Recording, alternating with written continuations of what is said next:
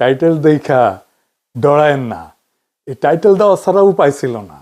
আমরা ভাবতেছি দেশের কি হবে, সবাই ভাবতেছেন না কি আসতেছে সামনে, ইলেকশন হবে কিনা, আওয়ামী লীগ আবার ফিরে আসবে কিনা, হাসিনা ফিরে আসবে কিনা, আপা ফিরবে কিনা।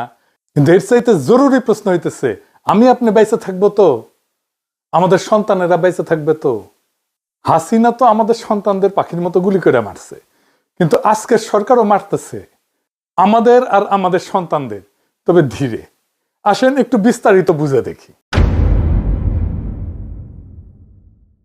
আলাপ শুরুর আগে একটু গৌরচন্দ্রিকা করে নিই। আমি বাংলাদেশের মানুষের অনেক বাস্তব সংকট মোকাবেলার জন্য বেশ কিছু সমাধানের পথ বাতলাই দিছিলাম।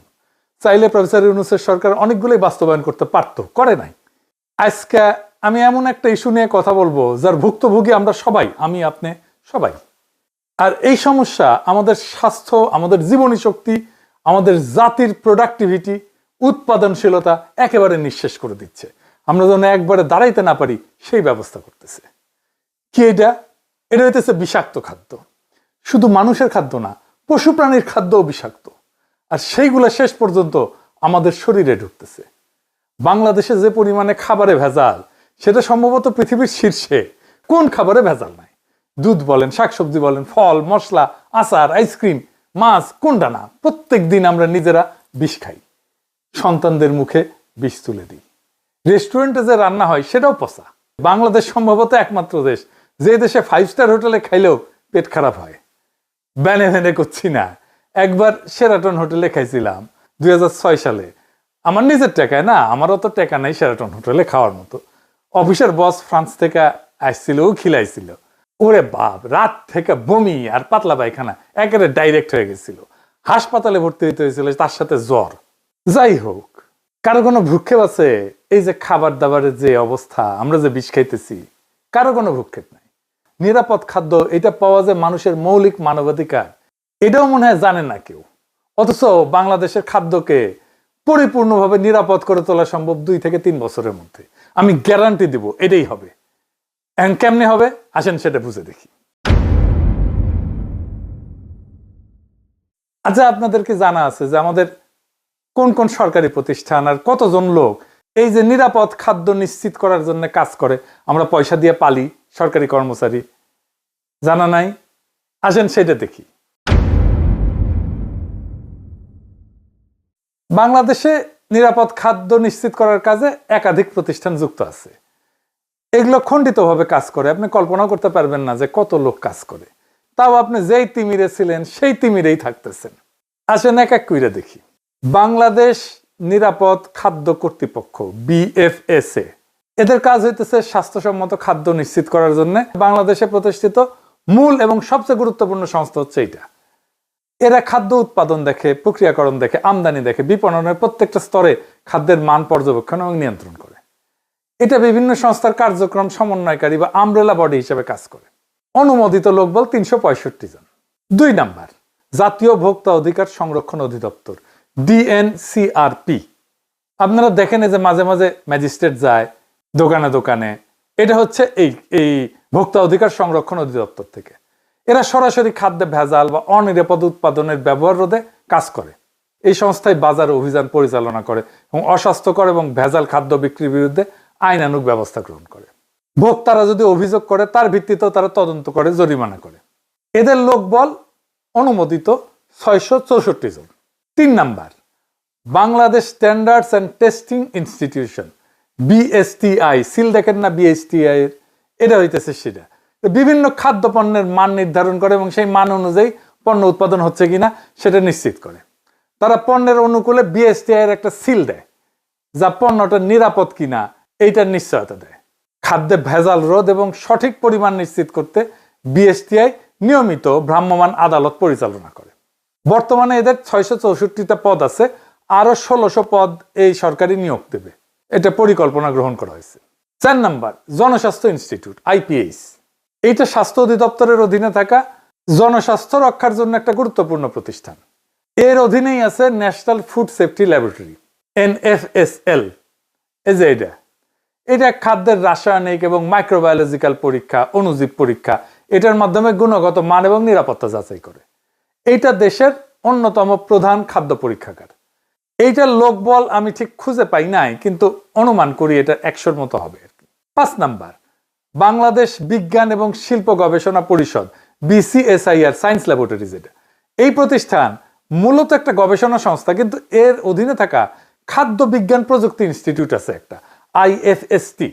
এরা নিরাপদ খাদ্য নিয়ে গুরুত্বপূর্ণ গবেষণা করে এবং তারা খাদ্যের পুষ্টিগুণ, টক্সিন মানে বিষ আছে কিনা খাদ্যের মধ্যে, ভেজাল শনাক্তকরণের নতুন পদ্ধতি উদ্ভাবন করে, যা নিরাপদ খাদ্য নিশ্চিতকরণে পরোক্ষভাবে সহায়তা করে। IFSTর ওয়েবসাইটে এই ইনস্টিটিউটে 50 জনেরও বেশি বিজ্ঞানী গবেষক কর্মরত আছে। তো বিজ্ঞানী গবেষক ছাড়াও তো ইনস্টিটিউটে গবেষণা সহায়তার জন্য ল্যাব টেকনিশিয়ান লাগে, প্রশাসনিক সহকারী লাগে, কর্মচারী লাগে। তো সব মিলে বিবেচনা করলে ধরেন এদেরও 100-র মতো লোকবল হবে।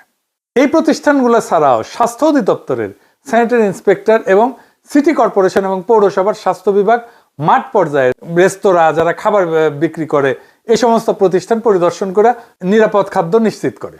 স্বাস্থ্য অধিদপ্তরের অনুমোদিত কাঠামো অনুযায়ী প্রত্যেকটা উপজেলায় এক বা একাধিক স্যানিটারি ইন্সপেক্টর আছে এবং সহকারী স্যানিটারি ইন্সপেক্টর আছে।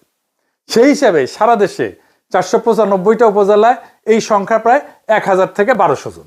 সিটি কর্পোরেশন এবং পৌরসভাগুলোর স্থানীয় সরকার মন্ত্রণালয়ের অধীনে পরিচালিত হয় এবং তাদের নিজস্ব স্বাস্থ্য বিভাগ এবং জনবল কাঠামো আছে। এদের লোকবলের সংখ্যা প্রতিষ্ঠানের আকার, আয়তন এবং বাজেটের উপর ভিত্তি করে ভিন্ন ভিন্ন হয়। তো ধরেন সিটি কর্পোরেশন, বড় সিটি কর্পোরেশনগুলোতে যেমন ধরেন ঢাকা, চট্টগ্রাম, এদের স্বাস্থ্য বিভাগ বেশ বড় এবং সুসংগঠিত। প্রত্যেকটা সিটি কর্পোরেশনে একজন প্রধান স্বাস্থ্য কর্মকর্তা থাকে। এর অধীনে প্রত্যেকটা আঞ্চলিক বা জোনাল অফিসে স্বাস্থ্য কর্মকর্তা এবং তার অধীনে স্যানিটারি ইন্সপেক্টর বা খাদ্য পরিদর্শক কাজ করে। এদের আনুমানিক সংখ্যা ধরেন যেগুলো সিটি কর্পোরেশনের কয়েকশো। সারা দেশের 12টা সিটি কর্পোরেশন মিলায় এই সংখ্যাটা হবে 500 থেকে 700, তার একটু বেশিও হইতে পারে। পৌরসভা, বাংলাদেশের 329টা পৌরসভা আছে। এদের স্বাস্থ্য বিভাগের আকার তুলনামূলকভাবে ছোট। এটার আবার শ্রেণী আছে, যেমন ক শ্রেণী আছে, খ শ্রেণী আছে। তো ক শ্রেণী মানে এগুলো বড় পৌরসভা। এখানে স্যানিটারি ইন্সপেক্টরের পদ থাকলেও ছোট পৌরসভাগুলোতে একজন স্বাস্থ্য সহকারী বা স্যানিটেশন টেকনিশিয়ান আছে, এই দায়িত্ব পালন করে, একই দায়িত্ব পালন করে। আনুমানিক সংখ্যা, এই সংখ্যাটা আমি কোথাও খুঁজে পাইনি, আনুমানিক সংখ্যা প্রত্যেক পৌরসভায় যদি গড়ে 2 থেকে 3 জন করে ধরি, তাহলে সারা দেশে পৌরসভাগুলোতে এই সংখ্যা 600 থেকে 900-র মতো হবে আর কি।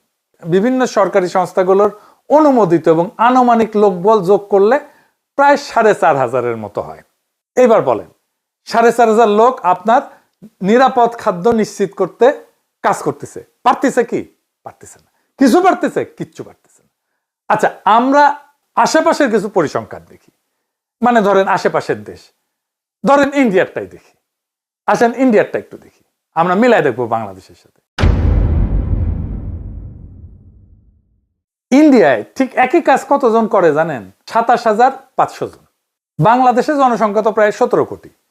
তো মোট লোকবল হচ্ছে 4500-এর মতো। প্রায় প্রত্যেক 39,000 জনের জন্য একজন পরিদর্শক। ইন্ডিয়ার জনসংখ্যা 140 কোটি, লোকবল আছে প্রায় 25,000 ধরলাম আর কি, 25 থেকে 30,000 ধরলাম, 27,500 গড়ে। তো তাইলে প্রত্যেক 51,000 জন মানুষের জন্য একজন পরিদর্শক। তাইলে আমাদের লোকবল ইন্ডিয়ার চাইতে বেশি। তাইলে ইন্ডিয়ার চাইতে কি খাদ্য আমাদের দেশে বেশি নিরাপদ? আসেন সেটা দেখি। ইন্ডিয়া একটা গবেষণা হয়েছিল এবং পাওয়া গেছে যে 42% খাবারে ভেজাল পাওয়া গেছে। তার মানে 58% খাবার ভালো। আমাদের দেশে ভেজাল কত? 76% খাবারে ভেজাল, মানে 24% খাবার ভালো। তাহলে আমাদের এই 4500 লোক বল কি বাল ফেলাইতেছে? কিচ্ছু না। অন্তত ইন্ডিয়া স্ট্যান্ডার্ড তো মেনটেন করবে। কি ভয়াবহ অবস্থা বিরাজ করতেছে দেখেন। তাহলে এখান থেকে উত্তরণের পথ কি? আচ্ছা, এবার আলাপে যাওয়ার আগে আরেকটা তথ্য দেখে নি। আমেরিকাতে কতজন কাজ করে নিরাপদ খাদ্য নিয়ে কাজ করতে? 5,500। যুক্তরাষ্ট্রে জনসংখ্যার হিসাবে প্রত্যেক 61,000 জনে একজন খাদ্য পরিদর্শক কাজ করে, একজন খাদ্যকর্মী। মানে আমরা আমেরিকার চাইতে বেশি লোক নিয়ে আমরা কিছুই করতে পারতেছি, কিছুই করে না। এরা হয় জানে না অথবা কাজ করে না, বসে থাকে, খালি বেতন গুনে। তাইলে এগুলোর পাবলিকের ট্যাক্সের টাকায় পাইলে লাভ আছে? নাই। সরকারের কি কোনো মাথা ব্যথা আছে? নাই। যেভাবে চলতেছে, কেউ প্রশ্ন করে না। এটা নিয়ে যে কাজ করতে হবে সেটাও কেউ বলে না। তাইলে এখন আমাদের কি করতে হবে? এই যে জটিল অবস্থা, এই জটিল অবস্থা সামলানোর মতো প্রতিষ্ঠান আমাদের নাই। একটা প্রতিষ্ঠান আছে যেটা মোটামুটি ভালো কাজ করে, সেটা হইতেছে ড্রাগ অ্যাডমিনিস্ট্রেশন। ড্রাগ অ্যাডমিনিস্ট্রেশনকেই আমাদের মূল ইনস্টিটিউট করে সবগুলো খুচরা খাচরি যেগুলো বিভিন্ন জায়গায় ছড়াই ছিটা আছে সবগুলোকে ড্রাগ অ্যাডমিনিস্ট্রেশনের আন্ডারে আনতে হবে এবং আমাদের নাম দিতে হবে আমেরিকার মতো ফুড অ্যান্ড ড্রাগ অ্যাডমিনিস্ট্রেশন। খাদ্য এবং ওষুধের অ্যাডমিনিস্ট্রেশন, এদের এক্সপার্টাইজ আছে, দক্ষ লোক, এরা জানে কিভাবে ওষুধের মান নিয়ন্ত্রণ করতে হয় এবং এরাই পারবে খাদ্যেরও মান নিয়ন্ত্রণ করতে। তো যুক্তরাষ্ট্রে FDA কি করে আসেন একটু বুঝে দেখি। 1 নাম্বার, খাদ্য নিরাপত্তা এটা নিশ্চিত করে, ওষুধ নিয়ন্ত্রণ করে, চিকিৎসা যন্ত্রপাতি মেডিকেল ডিভাইস এটা নিয়ন্ত্রণ করে, ভ্যাকসিন এবং বায়োলজিক্স আরেক ধরনের ওষুধ সেটা নিয়ন্ত্রণ করে, তামাক নিয়ন্ত্রণ করে এবং কসমেটিক্স এবং সাপ্লিমেন্টস নিয়ন্ত্রণ করে। সাপ্লিমেন্টস মানে যে ভিটামিন টিটামিন এই সমস্ত, প্রোবায়োটিক ইত্যাদি ইত্যাদি। বাংলাদেশে FDA ধাঁচের একটি শক্তিশালী দপ্তর করতে হইলে জনবল ধাপে ধাপে বাড়ানো বাস্তবসম্মত। প্রথম ধাপে আমাদের যা লোক আছে সবগুলোকে একসাথে নিয়ে এসে এটার আন্ডারে রাখতে হবে এবং ফুড অ্যান্ড ড্রাগ অ্যাডমিনিস্ট্রেশন এটা স্বাস্থ্য মন্ত্রণালয় থেকে বাইর করে নিয়ে এসে এটাকে একটা স্ট্যাটিউটরি বডি করতে হবে। এইটা থাকবে প্রাইম মিনিস্টারের কার্যালয়ের অধীনে। এইখানে আমার হিসাবে মোটামুটি 10,000 লোক বল যদি আমরা দিতে পারি, 10 থেকে 11,000, তাইলে এটা খুবই ভালো কাজ করবে, একদম আমেরিকান স্ট্যান্ডার্ডে কাজ করতে পারবে। তাইলে যে সমস্ত খণ্ডভাবে খাদ্য এবং ওষুধ নিয়ন্ত্রণে বিভিন্ন সংস্থা আছে সেটাকে একটা ছাতার নিচে আনতে হবে। প্রথম ধাপে ডিরেক্টর ড্রাগ অ্যাডমিনিস্ট্রেশন DGDA এবং BFSA যেটা নিরাপদ খাদ্য কর্তৃপক্ষ, এই দুটোকে একীভূত করতে হবে, কারণ এই দুই প্রতিষ্ঠানই যথাক্রমে ওষুধ এবং খাদ্যের মূল নিয়ন্ত্রক। এরপর ধাপে ধাপে Bangladesh standards and testing institution BSTI এর পরীক্ষাগার, তার ক্ষমতা, এর মান নির্ধারণের অংশ এটা যুক্ত করা যেতে পারে, ভোক্তা অধিকার সংরক্ষণ অধিদপ্তর এটা যুক্ত করা যেতে পারে, বাজার নজরদারির অংশটা, তাহলে মাঠ পর্যায়ের কার্যক্রম শক্তিশালী হবে। তামাক নিয়ন্ত্রণ সেল এটা স্বাস্থ্য মন্ত্রণালয় আছে এবং শিল্প ও বাণিজ্য মন্ত্রণালয় আছে। তো এইটা দুই জায়গা থেকে আলাদা করে এই FDA এর আন্ডারে দিতে হবে। আর কসমেটিক্স, আমি জানি না কসমেটিক্স কেউ দেখে কিনা, কসমেটিক্স এবং সাপ্লিমেন্টস নিয়ন্ত্রণের জন্য DGDA এবং BSTI থেকে নতুন দপ্তরে স্থানান্তর করলে পুরা খাত একটা ছাতার নিচে চলে আসবে। এইভাবে ধাপে ধাপে আগাইলে বিচ্ছিন্ন সংস্থাগুলো একীভূত হয়ে একটা পূর্ণাঙ্গ food and drug administration of Bangladesh গড়ে উঠবে। আমি আগেই বলছি যে পুরা দপ্তর সাজাইতে 10 থেকে 11,000 লোক লাগবে যদি আমরা এটা আমেরিকান স্ট্যান্ডার্ডে চাই। আমাদের হাতে আছে 4,500 লোক, তামাক নিয়ন্ত্রণের সাথে যুক্ত আছে প্রায় 1,000-এর মতো, তার মানে 5,500 হইল। আর ড্রাগ অ্যাডমিনিস্ট্রেশনে প্রায় 1,100 লোক আছে, তার মানে 6,600 লোক আমার কাছে এখনই রেডি, আমরা তাদেরকে বেতন দিই। এই জনবল আমার এখনই আছে। তো কোন দপ্তর কিভাবে কোথায় যাবে তার একটা খসড়া করছি এইভাবে। এইটা সাহেব এটা একটু পাশে দেখান, আমি বলতেছি। প্রথমে আসবে ওষুধ প্রশাসন অধিদপ্তর DGDA, এইখান থেকে ওষুধ নিয়ন্ত্রণ হবে, মেডিকেল ডিভাইস ভ্যাকসিনের নিবন্ধন হবে, মান নিয়ন্ত্রণ হবে, কসমেটিক্স এবং সাপ্লিমেন্ট সংক্রান্ত সব দায়িত্ব সরাসরি ফুড অ্যান্ড ড্রাগ অ্যাডমিনিস্ট্রেশন বাংলাদেশে চলে আসবে। এরপরে যুক্ত হবে বাংলাদেশ নিরাপদ খাদ্য কর্তৃপক্ষ BFSA, খাদ্য নিরাপত্তা আইন, নীতি, ফিল্ড পর্যায়ের সমস্ত তদারকির ক্ষমতা ফুড অ্যান্ড ড্রাগ অ্যাডমিনিস্ট্রেশন বাংলাদেশের খাদ্য নিরাপত্তা বিভাগে স্থানান্তরিত হবে। BSTI থেকে খাদ্য এবং কসমেটিক্সের মান নির্ধারণ হবে এবং পরীক্ষাগার কার্যক্রমের একটা অংশ যুক্ত হবে। স্থানীয় সরকার প্রতিষ্ঠান যেমন সিটি কর্পোরেশন, পৌরসভা, যাদের ভ্রাম্যমাণ আদালত এবং স্যানিটারি ভেটেরিনারি ইন্সপেকশন ক্ষমতা আছে, তারা সমন্বিত হয়ে ফুড অ্যান্ড ড্রাগ অ্যাডমিনিস্ট্রেশনের খাদ্য নিরাপত্তা বিভাগ এবং ভোক্তা অধিকার সেলের সঙ্গে কাজ করবে, তাদেরকেই রিপোর্ট করবে। স্বাস্থ্য অধিদপ্তর এবং রোগ নিয়ন্ত্রণ যেটা IEDCR, এইখান থেকে ভ্যাকসিন এবং বায়োলজিক্সের মান নিয়ন্ত্রণ এবং গবেষণা অংশ যুক্ত করতে হবে। ভোক্তা অধিকার সংরক্ষণ অধিদপ্তর মানে DNCRP, এটার বাজার নজরদারির একটা অংশ যুক্ত হবে যাতে খাদ্য এবং ওষুধ সংক্রান্ত প্রতারণা প্রতিরোধে food and drug administration Bangladesh কার্যকরভাবে ভূমিকা রাখতে পারে। সবশেষে স্বাস্থ্য মন্ত্রণালয়ের তামাক নিয়ন্ত্রণ সেল এবং শিল্প ও বাণিজ্য মন্ত্রণালয়ের তামাক উৎপাদন এবং বিপণন অনুমতির ক্ষমতা একত্রিত হয়ে ফুড অ্যান্ড ড্রাগ অ্যাডমিনিস্ট্রেশন বাংলাদেশের তামাক নিয়ন্ত্রণ বিভাগ গঠন করবে। এইভাবে ডিজিডিএ থেকে ওষুধ, বিএফএসএ থেকে খাদ্য, বিএসটিআই থেকে মান নিয়ন্ত্রণ, স্থানীয় সরকার থেকে ফিল্ড ইন্সপেকশন, ডিজিডিএস থেকে এবং আইডিএস থেকে ভ্যাকসিন, ডিএনসিআরপি থেকে বাজার তদারকি এবং টোবাকো সেল থেকে তামাক নিয়ন্ত্রণ সব একত্রিত হয়ে একটা পূর্ণাঙ্গ food and drug administration of Bangladesh গড়ে উঠবে। বিষমুক্ত খাদ্য মানে শুধু স্বাস্থ্য না, এটা আমাদের অধিকার, এটা আমাদের ভবিষ্যৎ। আমরা চাই দুধে বিষ না, বিশুদ্ধতা। আমরা চাই শাকে রাসায়নিক না, প্রাণের গন্ধ।